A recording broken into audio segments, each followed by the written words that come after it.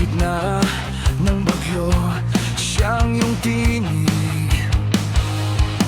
Ang mundong ito'y puno ng ingay, pero sa kanya tayo ay may buhay. Ang pagsubok ay hagdan lang patungo sa taas, dahil ang biyaya niya ay walang wakas. Kahit ang tuhod ay nanginginig,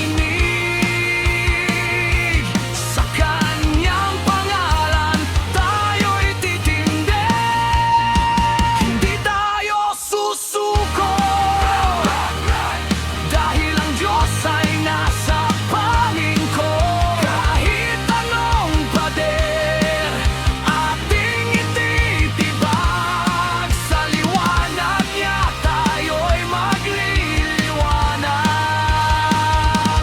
Walang atrasan, walang iwanan. Rock, rock, rock, para sa kalwalhatian.